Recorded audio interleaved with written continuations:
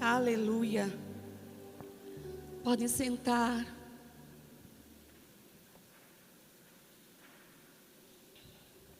Aleluia. Aleluia. O nome de Jesus.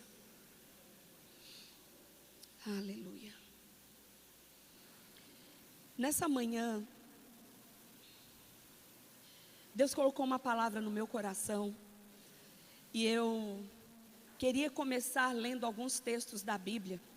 Todos eles estão em Mateus e falam um pouco acerca de Jesus. E nós vamos começar por Mateus capítulo 4. Eu vou ler esses textos na versão corrigida. E eu queria que você prestasse atenção. Mateus capítulo 4, a partir do versículo 13, diz assim: E deixando Nazaré, foi habitar em Cafarnaum, cidade marítima, nos confins de Zebulon e Naftali, para que se cumprisse o que foi dito pelo profeta Isaías, que diz: A terra de Zebulon e a terra de Naftali, junto ao caminho do mar, além do Jordão, a Galileia das nações, o povo que estava assentado em trevas viu uma grande luz. E aos que estavam assentados na região e sombra da morte, a luz raiou. Mateus capítulo 8, versículos 16 e 17, diz assim: E chegada a tarde, trouxeram-lhe muitos endemoniados, e ele com a sua palavra expulsou deles os espíritos e curou todos os que estavam enfermos, para que se cumprisse o que fora dito pelo profeta Isaías, que diz: Ele tomou sobre si as nossas enfermidades e levou as nossas doenças. Mateus capítulo 13, versículos 34 a 35. Tudo isso disse Jesus por parábolas à multidão, e nada lhes falava sem parábolas, para que se cumprisse o que fora dito pelo profeta, que disse: Abrirei em parábolas a boca, publicarei coisas ocultas desde a criação do mundo. Mateus capítulo 21, versículos 1 a 5. E quando se aproximaram de Jerusalém e chegaram a Betfagé, ao Monte das Oliveiras, enviou então Jesus 2 discípulos, dizendo-lhes: Ide à aldeia que está defronte de vós, e logo encontrareis uma jumenta presa e um jumentinho com ela. Desprendei-a e trazei-mos. E se alguém vos disser alguma coisa, direis que o Senhor precisa deles, e logo os enviará. Ora, tudo isso aconteceu para que se cumprisse o que foi dito pelo profeta, que diz: Dizei à filha de Sião: Eis que o teu rei aí te vem, humilde e assentado sobre uma jumenta e sobre um jumentinho, filho de animal de carga. E Mateus capítulo 26, versículo 31, diz assim: Então Jesus lhes disse: Todos vós esta noite vos escandalizareis em mim, porque está escrito: Ferirei o pastor e as ovelhas do rebanho se dispersarão.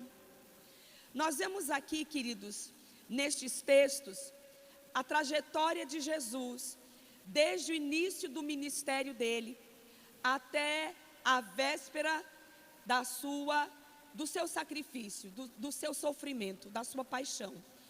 E nós temos aqui circunstâncias bem diferentes. Nós vemos Jesus em circunstâncias bem diferentes, mas eu não sei se vocês prestaram atenção em algo que é comum em todos esses textos. Se vocês ouviram e prestando atenção, eu creio que vocês perceberam situações diferentes, mas todos esses textos dizendo a mesma coisa. Quem percebeu? Para que se cumprisse. Para que se cumprisse. Abre lá em Lucas, no capítulo 24, agora eu vou para a NVI, Lucas, capítulo 24, versículos 25 e 27.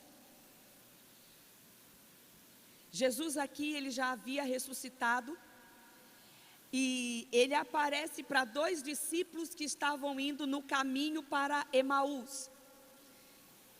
E Jesus diz assim: como vocês custam a entender, e como demoram a crer em tudo que os profetas falaram.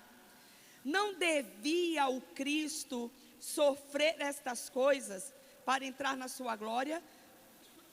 E começando por Moisés e todos os profetas, explicou-lhes o que constava a respeito dele em todas as Escrituras. Então Jesus aqui, ele estava dizendo para os seus discípulos que a história dele já tinha sido contada, já havia sido revelada previamente pelos profetas, por Moisés. E ele disse, tudo precisava se cumprir.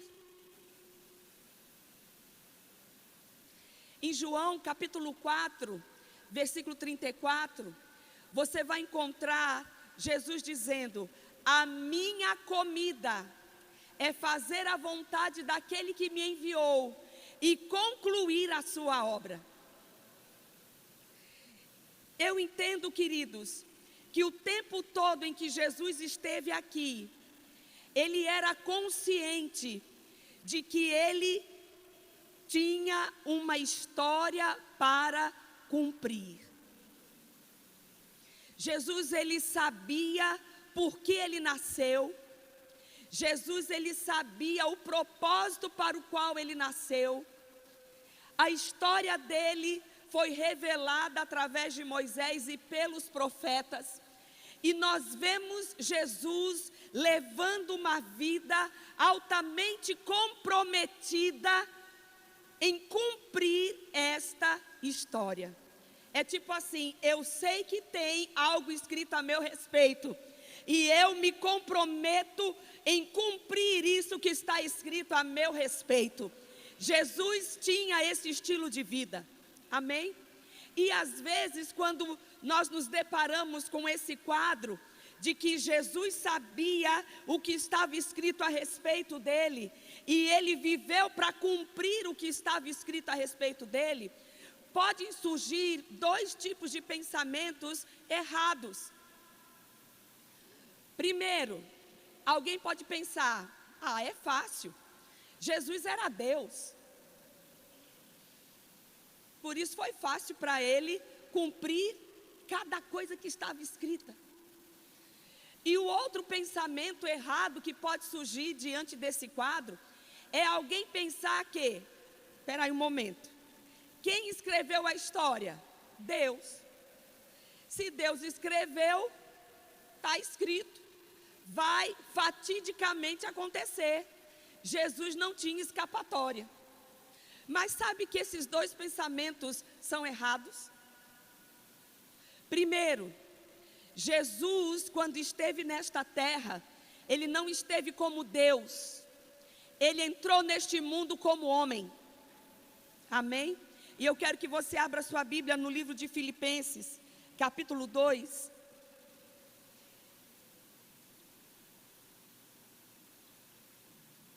Filipenses, capítulo 2, a partir do versículo 6. E embora sendo Deus, ele era Deus? Era. Mas embora sendo Deus, não considerou que o ser igual a Deus era algo a que devia apegar-se, mas esvaziou-se a si mesmo. Diga, Jesus se esvaziou.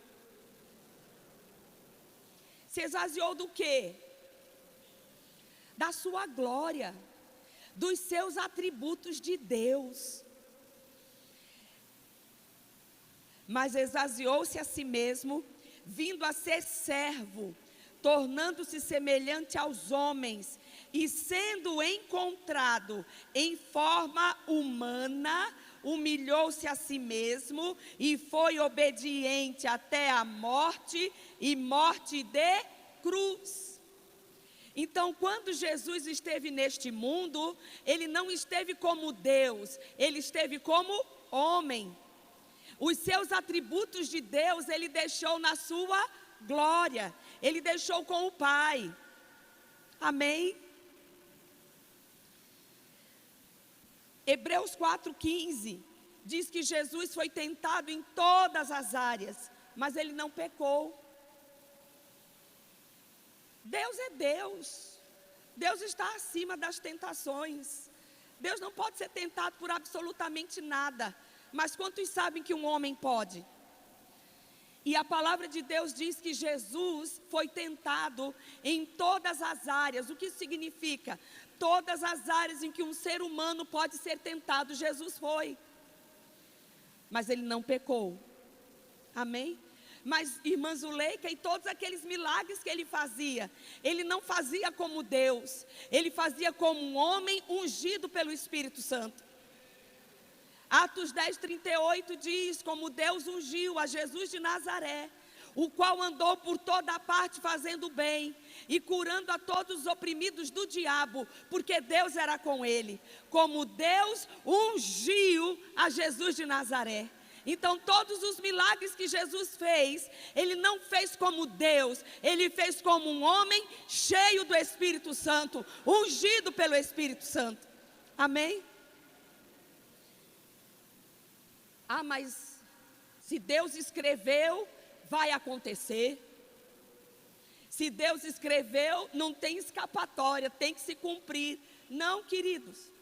Deus, quando criou o ser humano, ele não criou robôs. Ele criou um ser com uma coisa chamada livre-arbítrio, liberdade para escolher.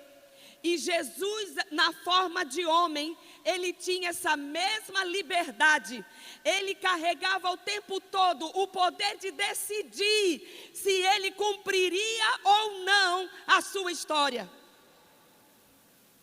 Nós vemos isso claramente quando ele está no jardim.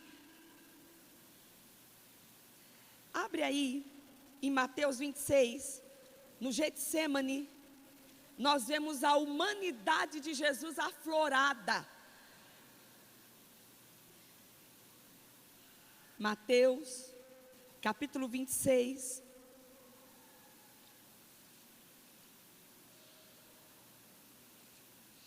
E nós vamos ler a partir do versículo 36. Então Jesus foi com seus discípulos para um lugar chamado Getsêmani e lhes disse: sentem-se aqui enquanto eu vou ali orar. Levando consigo Pedro e os 2 filhos de Zebedeu, começou a entristecer-se e a angustiar-se. Disse-lhes então: a minha alma está profundamente triste, numa tristeza mortal. Fiquem aqui e vigiem comigo. Indo um pouco mais adiante, prostrou-se com o rosto em terra e orou: meu Pai, se for possível, afasta de mim este cálice. Contudo, não seja como eu quero, mas sim como tu queres. Depois voltou aos seus discípulos e os encontrou dormindo. Vocês não puderam vigiar comigo nem por 1 hora? Perguntou ele a Pedro. Vigiem e orem para que não caiam em tentação. O espírito está pronto, mas a carne é fraca. E retirou-se outra vez para o quê? Para orar. Meu Pai, Jesus foi orar o quê, gente? Meu Pai, se for possível afastar de mim este cálice, sem que eu beba, mas faça-se a tua vontade. Quando voltou de novo, os encontrou dormindo, porque seus olhos estavam pesados. Então os deixou novamente e orou pela terceira vez, dizendo as mesmas palavras.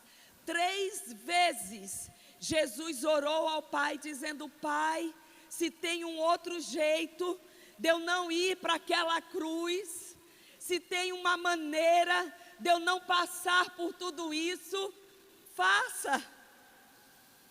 Mas aí, logo depois, você vê Jesus se rendendo à vontade do Pai e dizendo: olha, eu não queria passar por isso, mas faça a tua vontade. Amém? Então nós não vemos aqui um homem dizendo que o que estava escrito ia acontecer se ele não quisesse. Ele precisava querer. Vocês estão entendendo? E para que acontecesse, o que é que ele estava fazendo? Rendendo a vontade dele à vontade daquele que escreveu a história dele. E nos próximos versículos isso fica ainda mais claro. A partir do versículo 49. Dirigindo-se imediatamente a Jesus, Judas disse: salve, mestre, e o beijou. Jesus perguntou: amigo, o que o traz? Então os homens se aproximaram, agarraram Jesus e o prenderam. Um dos que estavam com Jesus, estendendo a mão, puxou da espada e feriu o sumo sacerdote, decepando-lhe a orelha. Disse-lhe Jesus: guarde a espada, pois todos os que empunham a espada, pela espada morrerão. Agora preste atenção no versículo 53. Você acha que eu não posso pedir a meu Pai, e Ele não colocaria imediatamente à minha disposição mais de 12 legiões de anjos?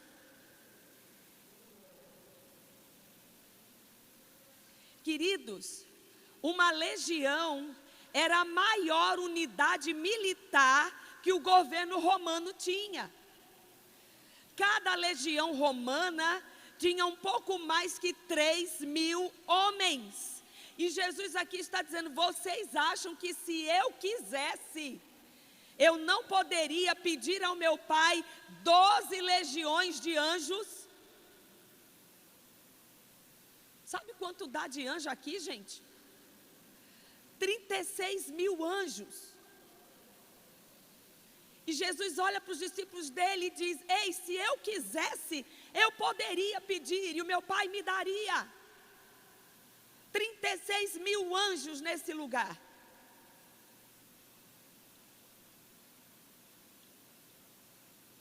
Versículo 54.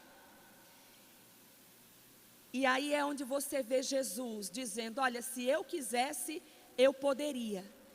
Mas aí no versículo 54, você vê um homem completamente rendido e comprometido em cumprir a sua história.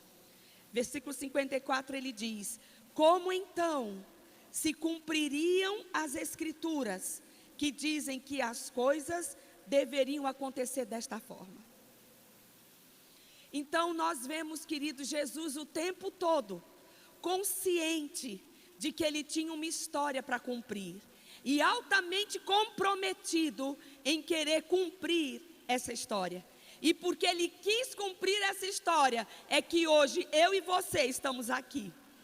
É porque eu e você somos salvos. É porque ele quis cumprir essa história que hoje nós somos libertos das trevas. É porque ele quis cumprir essa história que hoje nós temos direito ao céu.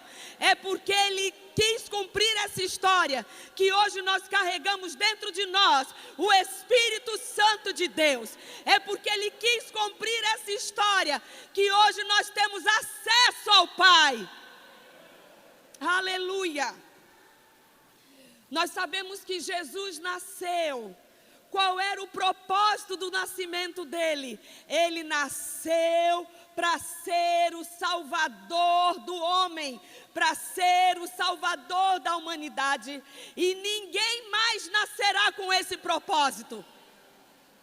Ninguém mais nascerá para este fim. Mas, queridos, semelhantemente a Jesus, todo ser humano que nasce nesse mundo, nasce com uma história, nasce para cumprir um propósito. Amém? Abra sua Bíblia no Salmo 139. Aleluia.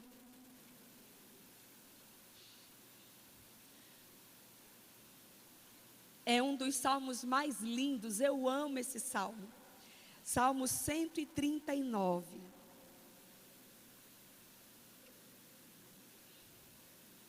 Você está nascendo que veio a este mundo por um acaso? Por um acidente? Ah, mas meu pai e minha mãe disseram que eu não fui programado. Pode ter sido programado por eles, mas foi por Deus. Você nasceu, você está aqui. Senhor, Tu me sondas e me conheces. Sabes quando eu me assento e quando eu me levanto.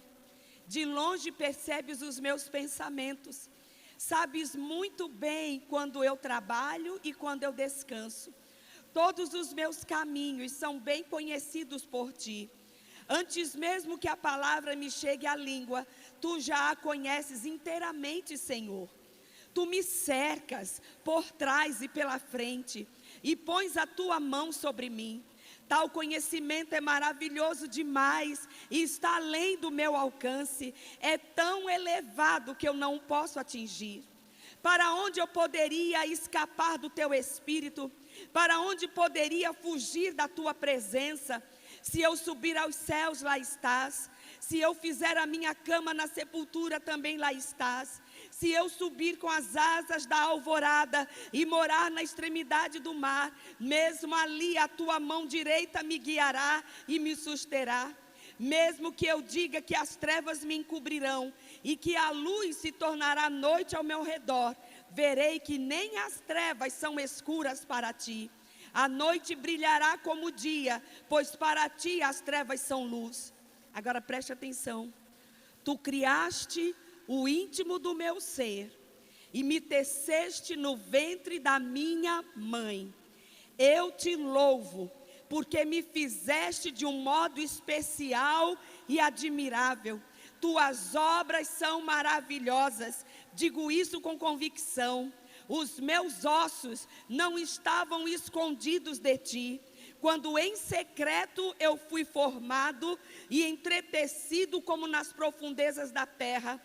Os Teus olhos viram o meu embrião.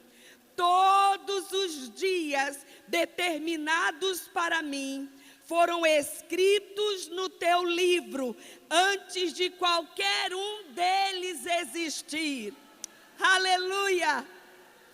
Aleluia! Queridos, todos nós temos uma história escrita a nosso respeito no céu. Diga, eu tenho uma história. No céu está escrita a meu respeito. E queridos, essa história foi escrita para ser vivida aqui. Não é para a gente viver quando chegar lá. Uma história escrita para a gente viver aqui. E cada um de nós tem histórias diferentes. A minha história não é a sua não é a minha. E é por isso que nós nascemos com talentos diferentes, com dons diferentes, com habilidades diferentes. Eu não tenho o vozeirão da Raquel. Porque vocês acham que Raquel nasceu com essa voz? Vocês estão entendendo? Temos dons, talentos, habilidades diferentes, porque nossas histórias são diferentes. Por isso a gente não pode ficar com inveja da história de ninguém. Nós temos a nossa. Amém? E ela é boa. Aleluia. Agora, a pergunta desta manhã é: como sinceramente nós queremos viver? Como nós queremos gastar os nossos dias? Quantos sabem que a vida passa? Então a pergunta desta manhã é: você sabe que há uma história escrita a seu respeito? Então, como nós queremos gastar os nossos dias?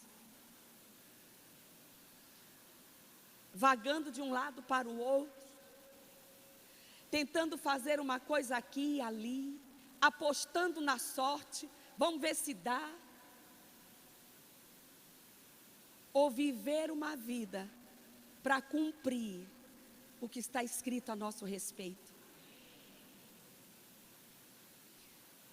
Querido, já houve um tempo em que todos nós estávamos alheios a esta verdade.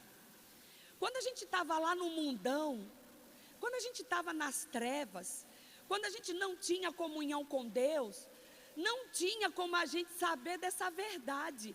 Deus escreveu os meus dias, Deus escreveu a minha história. Não tinha como. Nós estávamos mortos espiritualmente, nós não tínhamos comunhão com Deus. Mas, queridos, houve um dia em que nós nascemos de novo. O Espírito de Deus agora habita dentro de nós. Aquele que conhece a nossa história, aquele que conhece tudo que está escrito a nosso respeito, Ele habita dentro de nós. Então não tem como vivermos alheios a esta realidade. Há uma história escrita a meu respeito. Amém? E sabendo que quando nós queremos viver para cumprir essa história, nós passamos a ter uma vida que agrada a Deus. Porque quem escreveu essa história foi Ele. E quando nós nos encontramos fazendo a vontade dEle, cumprindo os sonhos dEle para nós, nós passamos a viver uma vida que agrada a Ele. Amém? Aleluia. Quantos querem viver essa vida dessa maneira? Então existem algumas decisões que precisam ser tomadas para quem quer viver neste mundo realmente, para cumprir o chamado, o propósito para o qual nasceu. Primeira decisão: ter uma vida de comunhão com Deus. Não tem outro caminho. Nossa história foi escrita por Ele, então somente Ele é quem pode nos revelar o que escreveu a nosso respeito. Amém? Jeremias capítulo 33, versículo 3, o Senhor diz: ei, clama a mim, e eu vou te responder, e eu vou te anunciar coisas grandes que você ainda não sabe.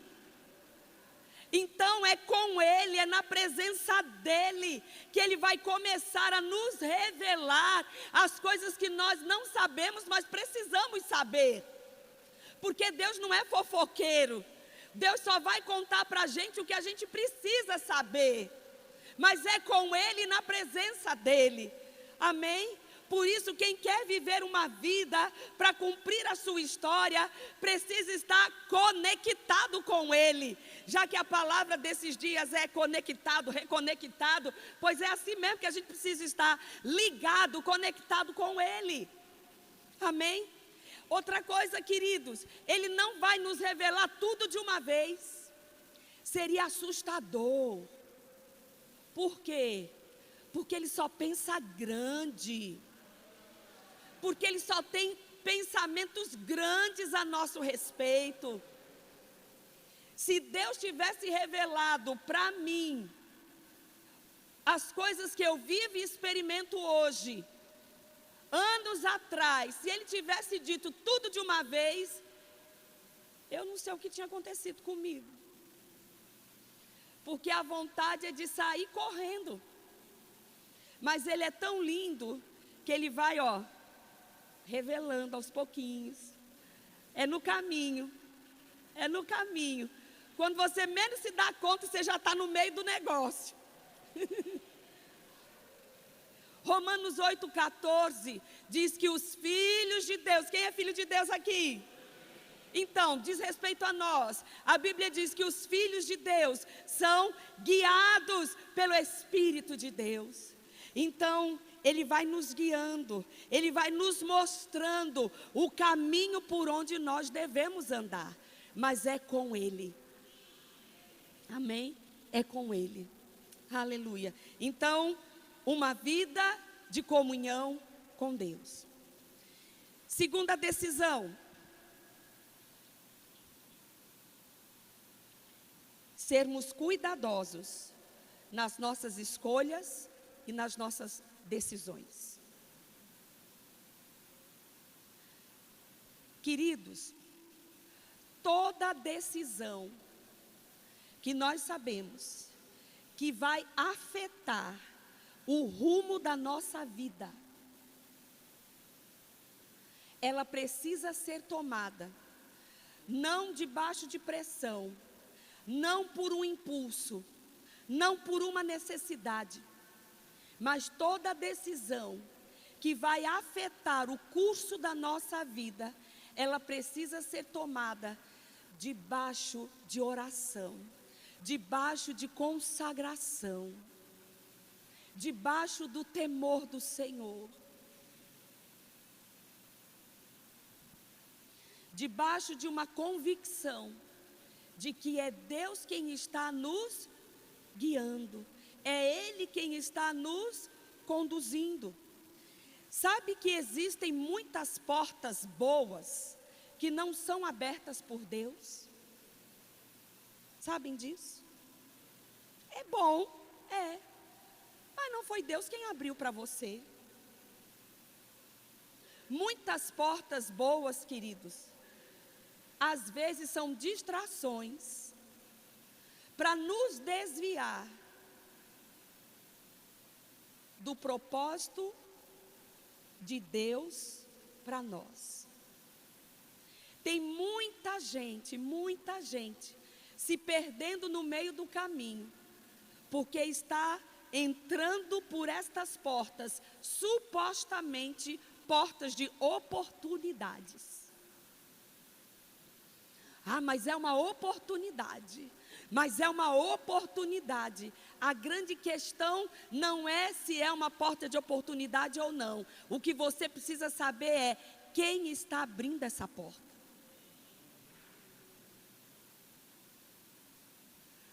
O irmão Reagan, ele conta em um dos seus livros não sei se foi verdade ou se era uma brincadeira dele, mas ele conta a história de um pastor de uma igreja pequenininha, mas um ministério muito avivado, uma igreja muito bem estruturada, mas ainda era pequena, numa cidade pequena também. E de repente, uma igreja grande que tinha naquela cidade, o pastor foi embora e eles ficaram sem pastor. E os líderes da igreja se reuniram e eles disseram: nós precisamos ter um pastor. E alguém teve a ideia: que tal a gente fazer um convite para o pastor daquela igreja? Ele é uma bênção, ele é um homem de Deus. Vamos fazer um convite para ele? E aí chegaram na casa dele, a esposa não estava, e fizeram o convite para ele e uma proposta também. Pastor, nós estamos aqui, né? O senhor sabe, nós ficamos sem pastor e nós precisamos ter um pastor, e veio no nosso coração lhe convidar para ser o nosso pastor. E olha, lembrando que esse homem era pastor de uma igreja pequenininha e essa era uma igreja grande. E aí, aqueles homens começaram a dizer: olha, se o senhor aceitar, o seu salário vai ser tanto. E ele já, o senhor vai ter auxílio moradia, o senhor vai ter auxílio para o combustível, o senhor vai ter ajuda para isso, o senhor vai ter ajuda para aquilo. E o homem foi ficando, era muito melhor e muito maior do que tudo que ele tinha até aquele momento. E aí ele disse: ok, eu recebo com honra esse convite, mas eu não posso dar resposta agora, eu preciso orar. Aí os irmãos disseram, não, tá certo, tá bom, nós entendemos. E aí eles foram embora. Ele disse que ia fazer o quê? Ia orar, ok. Aí de repente a mulher dele chega em casa, ele conta tudo o que aconteceu, e ela disse, e aí, você disse o quê? Disse, não, eu disse a eles que eu vou orar. Ela disse, ah, tá bom. Aí ele foi orar. Só que quando ele foi orar, ele disse para ela, olha, enquanto eu oro, você arruma as malas.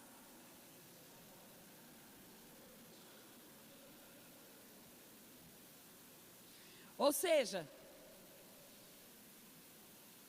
ele foi orar para quê?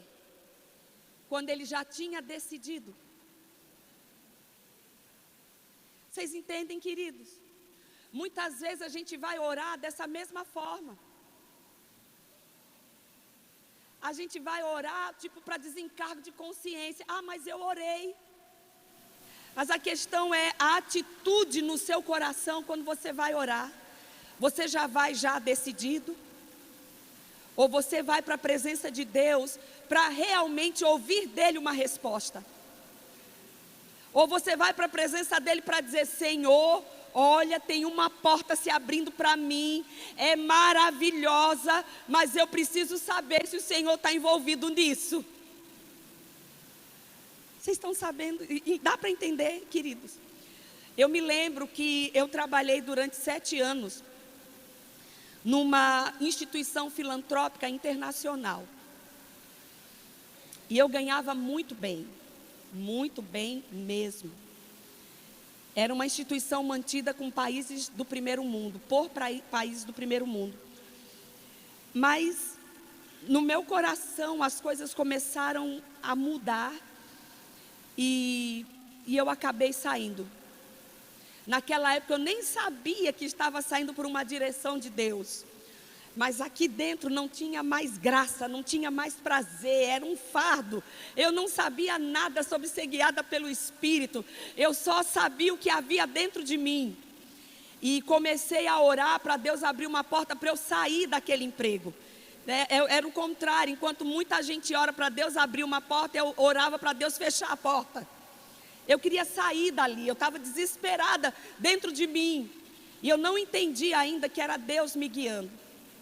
Havia algumas promessas de Deus na minha vida, que eu não tinha a mínima ideia de como se cumpririam. Promessas de Deus, uma história. E depois que eu saí, Jesus, incidentemente, chegou o centro de treinamento aqui em Aracaju, que hoje é o Rema, que deu uma virada na nossa vida.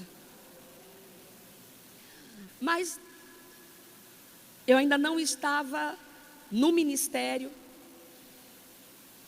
Eu recebi 3 propostas de emprego, muito boas. Só que aí agora eu já sabia, né, que Deus fala com a gente. Eu já sabia, já tinha feito a escola, já tinha feito o centro de treinamento. Eu já sabia que Deus nos guia, que Deus fala. Então, quando a primeira proposta de emprego apareceu, o que eu fiz? Fui orar. Senhor, e aí, Pai? Aceito ou não aceito? E Ele me disse tranquilamente, não. E eu disse, ok, Senhor. Sabe que mesmo quando Deus te diz não, você tem que ficar alegre? Porque se Ele te diz não, é porque tem coisa melhor para você. Amém? Ele diz, olha, eu é que sei que planos eu tenho para você. Planos de paz e não de mal, para dar o fim que você sonha, para dar o fim que você almeja. Então, quando você vai sinceramente para a presença de Deus, perguntar algo e Ele diz não, fique alegre, porque é livramento. Você está escapando de uma coisa menor. Tá bom, aí passa o tempo. Outra porta, outro empregão, outro saláriozão. E aí eu fui fazer o quê? Orar. E aí, Senhor, é uma porta boa. mas é o Senhor quem está abrindo para mim. E ele me disse, não. Eu disse, ok, tá bom. E aí eu fui começando a me envolver mais com as coisas da igreja, ministério, rema, comecei a dar aula, mas de repente abre-se uma outra porta, de um empregão, de um saláriozão. Aí o que faço eu? E aí, Senhor, é essa? E dessa vez ele não me disse não. Dessa vez, ele falou mais sério comigo. Ele disse, você sabe para que eu te chamei. E naquele dia, Deus revelou para mim uma parte da minha história. Que eu nasci para viver do reino e para o reino. Não significa que é assim para todo mundo, mas é para mim.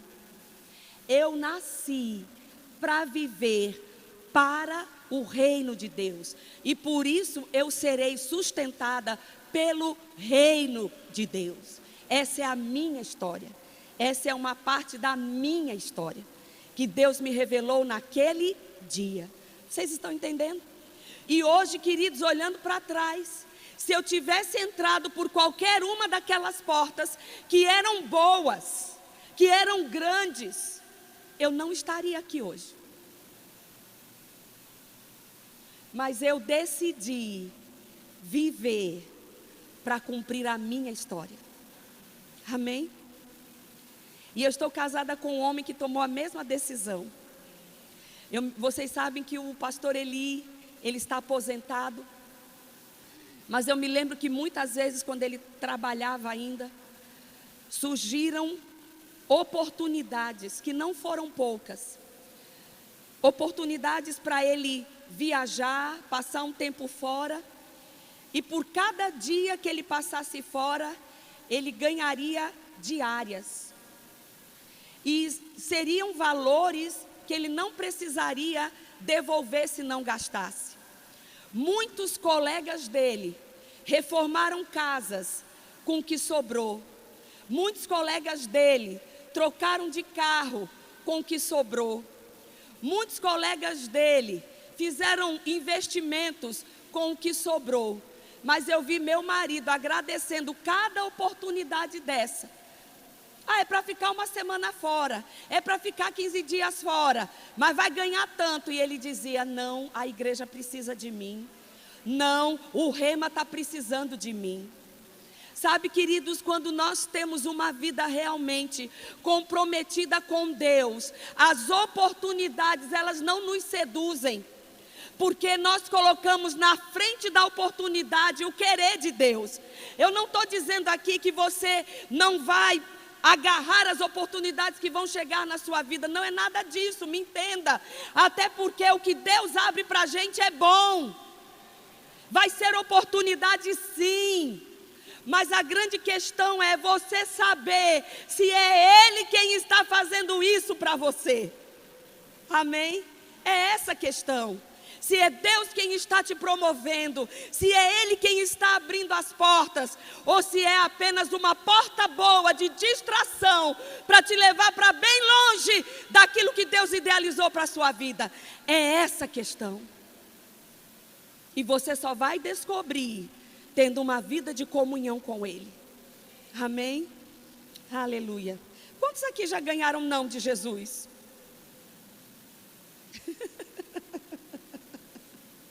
Você queria fazer uma coisa e quando você foi orar, o Espírito Santo disse, nananina, nina.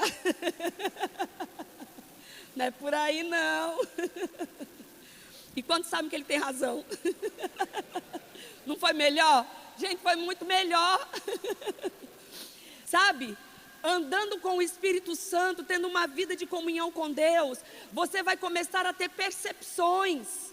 Coisas vão começar a se levantar no seu coração. Coisas que você nem pensava, mas começa a borbulhar dentro de você. a cabeça nem entende, mas você fica, por que eu tenho esse negócio dentro de mim? Eu lembro que quando eu ia em aeroporto, que olhava para...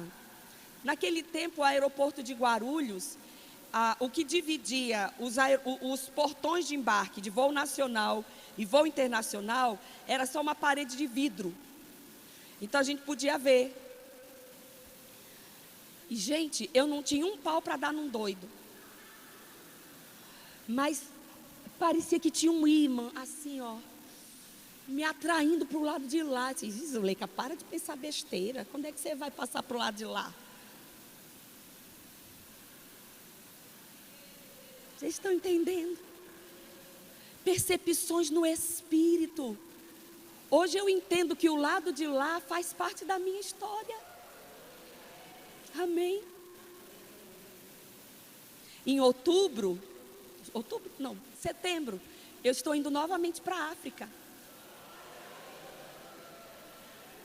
Eu não sabia. Não tinha dinheiro no bolso, mas uma coisa puxando para o lado de lá, puxando para o lado de lá. Percepções por dentro, que muitas vezes a cabeça nem vai entender. É só o Espírito Santo sinalizando coisas para você. Queridos, tudo com Deus começa por dentro. Tudo com Deus começa por dentro. Sabe, a oração que o pastor Rodrigo fez nessa manhã, a gente está na mesma sintonia, ele estava na sintonia da mensagem de hoje. Pai, nós queremos estar conectados com o Senhor.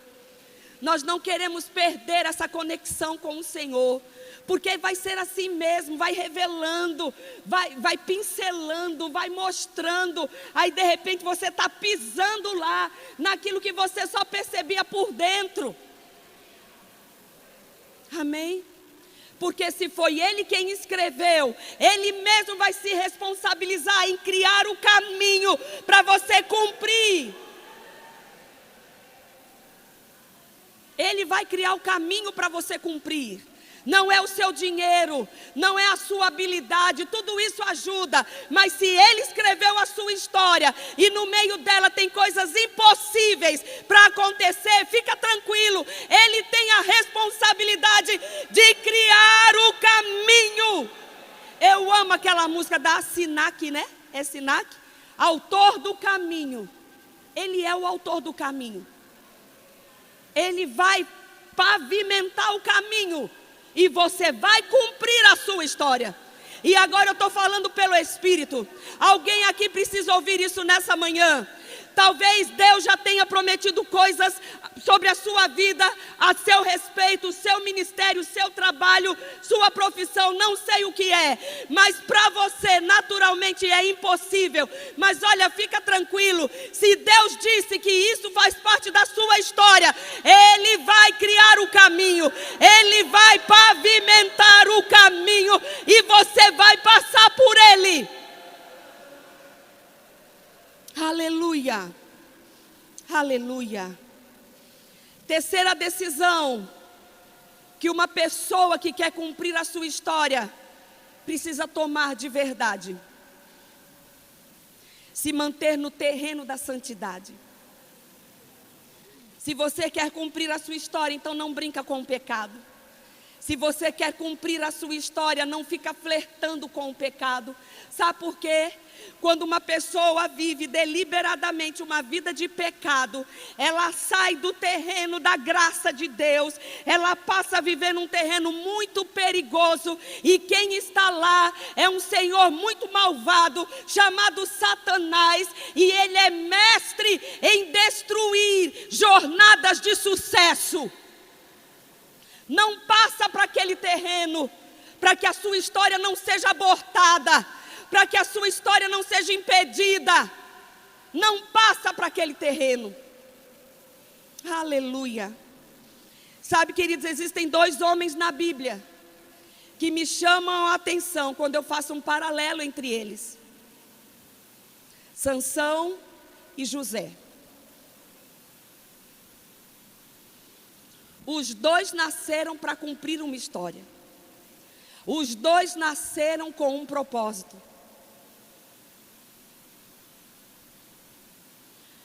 Os dois tiveram as suas histórias previamente reveladas. Sansão, os pais dele receberam a visitação de um anjo 2 vezes, falando para eles qual era o propósito para o nascimento daquela criança, que se chamaria Sansão. José, Deus revelou o propósito para ele mesmo, através de 2 sonhos, quando ele ainda era bem jovenzinho. E o propósito dos 2 é muito interessante, porque os 2 nasceram para ser grandes líderes. Esse era o propósito de Deus, essa era a história de Deus para Sansão e para José. Eles nasceriam para se tornar grandes líderes que abençoariam o povo de Deus na terra. Agora vamos ver a trajetória deles. A trajetória de Sansão. Sansão, todo mundo conhece a história, né?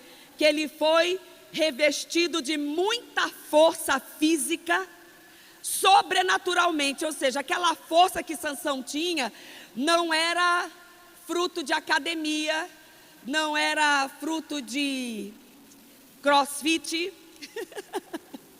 era a unção de Deus na vida dele. Nada contra, viu, gente? Nada contra. É bom fazer academia. Mas a força que aquele homem tinha não vinha dos pesos que ele levantava. Era a unção de Deus na vida dele. Era um tempo muito difícil. Era um tempo em que os filisteus oprimiam Israel. E era um tempo de guerra mesmo. Vencia o mais forte. Era no braço a braço. Então Deus ungiu Sansão com uma força sobrenatural. Aí olha a trajetória dele. A Bíblia diz que Sansão, ele foi a uma cidade e no meio da estrada vem ao encontro dele um leão. E ele, sem nada na mão, ele rasgou esse leão como se fosse um cabrito. Depois, ele mata 30 homens, sozinho. Depois, Sansão aprontava, viu, gente? Olha a ideia que ele teve. Ele pegou 300 raposas, amarrou as raposas pelos rabinhos, em pares, botou tocha, amarrou uma tocha no rabinho das raposas e soltou essas raposas nas plantações dos filisteus, que eram os inimigos de Israel, e destruiu toda a plantação, toda a lavoura dos filisteus. Aí os filisteus vieram depois de um tempo com tudo sobre ele, e a Bíblia diz que ele não tinha nada ali. De repente ele viu a carcaça de um jumento, ele pegou a queixada do jumento, e só com essa queixada, ele sozinho matou 1000 homens. Sozinho, 1000 homens. Ele era juiz em Israel. Ele se tornou um herói nacional. Ó, a carreira de Sansão, ó. Poder, fama, reconhecimento, ó. E José? A trajetória de José, diga, José também tinha uma história. Mas vamos ver a trajetória de José? A gente sabe que Jacó, o pai de José, demonstrava uma preferência especial por ele. E o que isso trouxe para José? Uma aversão dos irmãos em relação a ele. Os irmãos não gostavam de José, tinham ciúmes, tinham inveja dele. E aí, fruto dessa inveja, vamos ver a trajetória de José. José foi jogado num poço pelos seus próprios irmãos. Depois, um dos irmãos disse: não, vamos tirar José daí. E aí resolveram, estava passando uma caravana de mercadores, e esses irmãos bonzinhos resolveram fazer o seguinte: vamos vender.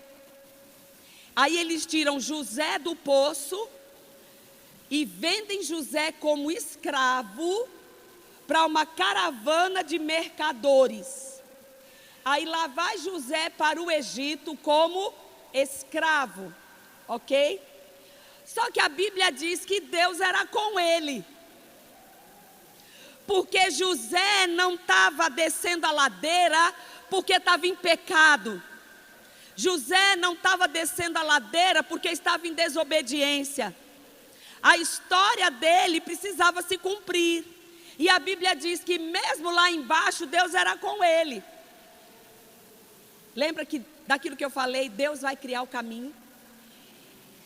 E gente, a Bíblia diz que quando ele chegou no Egito, um homem chamado Potifar, que era um dos oficiais de Faraó, resolveu comprar José. E aí, José, na condição de escravo, começou a trabalhar na casa daquele homem, e tudo que José botava a mão, prosperava. Tudo que José fazia, florescia.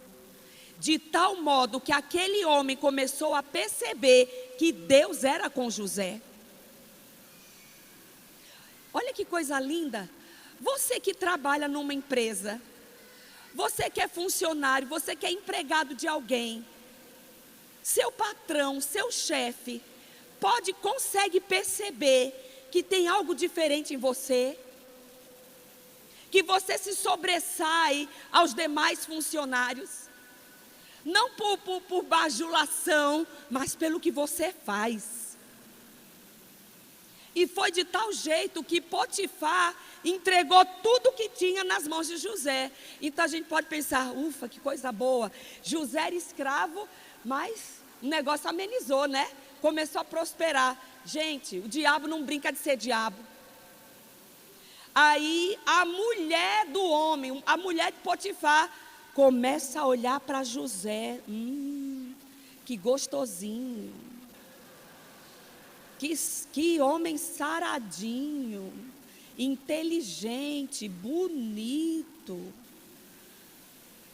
E aí começou a querer o quê? Ter um caso com José. E sabe que ele, na condição de escravo, ele podia ter pensado assim: eu já estou dentro da casa, meu senhor já confia tudo para mim. Se eu me deitar com a mulher dele, ela não vai contar nada, então eu vou ter favor dela também. Mas glória a Deus que a história é bem diferente. José disse não. José disse não para o adultério. José disse não para a traição. José disse não para o pecado. E isso lhe custou caro, porque ela ficou enfurecida. E a Bíblia diz que ela caluniou José, dizendo que ele tinha tentado violentá-la. E como fruto disso, sabe onde vai parar José agora? Na cadeia. Gente, a gente não tem a impressão que José só está descendo a ladeira. Olha só, olha a trajetória dele. De filho para escravo, de escravo para condenado, longe da nação dele. Parecia que José estava a 1000 anos luz de distância do cumprimento da história dele. Eu nasci para reinar, eu nasci para governar, eu nasci para ser líder. Como? Escravo, condenado. Mas se você já leu a história de José, você já descobriu que quando Deus escreve uma história, Ele mesmo cria o caminho. E aí José ali na prisão, lá no calabouço, naquele lugar sujo, fedorento, mesmo ali Deus estava com ele, mesmo ali tudo que José fazia dava certo, e ele achou graça com o carcereiro. E para encurtar a história, gente, José, num belo dia, diga um belo dia, sabe que existem belos dias. Eu queria chamar o grupo de louvor. Num belo dia, José é chamado. Alguém chega naquela prisão e diz: você precisa ir à presença de Faraó. Um homem lembrou dele. Deus vai usar pessoas. É tão lindo como Deus usa pessoas. Um homem se lembrou dele, falou dele e diz: tem um lá na cadeia, ele interpreta sonhos. Faraó estava meio agoniado com os sonhos que teve. E aí lá vai José, dá um banho em José, né, para ele ficar cheirosinho, para entrar na presença do rei. E sobrenaturalmente José consegue interpretar o sonho que Faraó teve. E aí o próprio Faraó pergunta: e o que você acha que deveria ser feito? E aí o espírito de sabedoria que estava na vida de José começa a ser evidenciado. E ele diz: olha, o senhor deve escolher uma pessoa assim, assim, assim, assim, assim, assim, que deve fazer isso, isso, isso. Aí o Faraó disse: essa pessoa é você. Aí José acordou condenado e foi dormir como governador de uma nação. Porque Deus literalmente cria um caminho para que a gente possa cumprir a nossa história. Amém? O que Deus colocou no meu coração hoje é que a gente queira ter uma vida tão plena de comunhão com Ele, que o temor do Senhor esteja no nosso coração, a tal ponto da gente não decidir ir nem para a direita, nem para a esquerda, se a gente não tiver convicção de que Deus vai com a gente, de que Ele está nos movendo para tomar aquela direção. E sabe, se você, naturalmente falando, parecer que você está no prejuízo, porque você está obedecendo a Deus, fica tranquilo, porque Ele ainda vai pavimentar um caminho para você chegar no seu destino. Amém?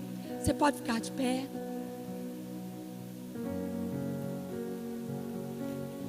Sabe, queridos, onde esses dois homens chegaram, Sansão e José, dois homens que nasceram para serem grandes líderes. Sansão, a história dele foi terrível. Por quê? Porque Sansão nunca levou a sério a história dele. Porque Sansão nunca honrou a unção de Deus na vida dele.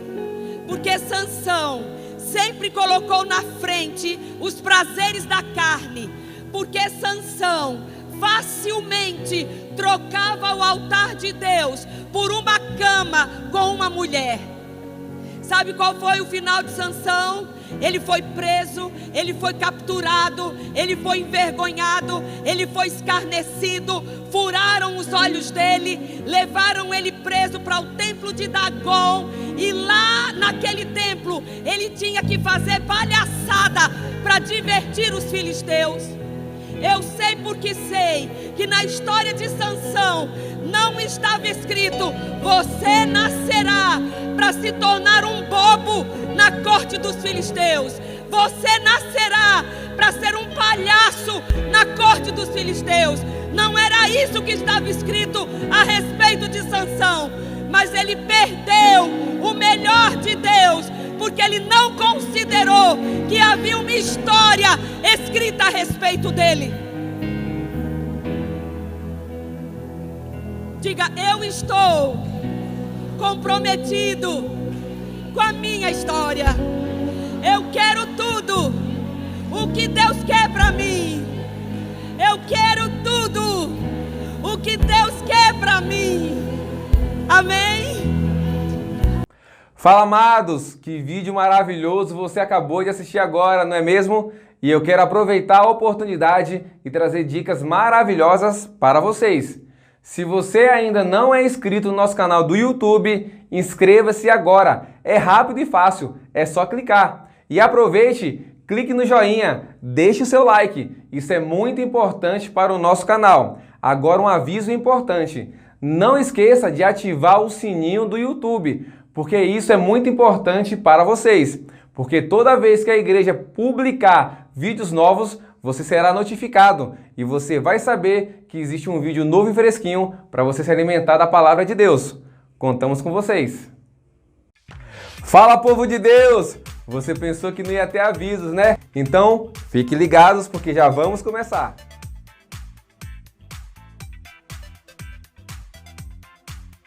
Amados, venho trazer recados importantes nesse momento que estamos passando agora. E o primeiro recado é: amados, lave bem as suas mãos. É isso aí, ó. Sabonete, água, esfrega bem entre os dedos, nas unhas, antebraço. Amados, vamos manter a higiene para que a nossa imunidade continue firme e forte todos os dias, hein? E lógico que também não podemos esquecer do álcool em gel. Você que tem na sua casa, sempre que você saiu, pegou na maçaneta da porta, num corrimão, no elevador, amados, higienize a sua mão com álcool em gel, que também ajuda bastante. Vamos manter a nossa imunidade lá em cima. E olha só, a palavra de Deus diz que praga nenhuma chegará à nossa tenda. Então, abençoado, pelo amor de Deus, fique na sua tenda, fique na sua casa, fique no seu canto, amado. É isso aí, devemos nos prevenir cada vez mais para que esse vírus pare o mais rápido possível. E já estamos orando e sei que também você está orando na sua casa e a cura já chegou. No reino espiritual, a cura já existe. Então vamos cada vez mais nos manter em casa, a não ser um caso de urgência que você tem que sair. Se não, abençoado, fique na sua tenda. Amamos vocês. Beijo.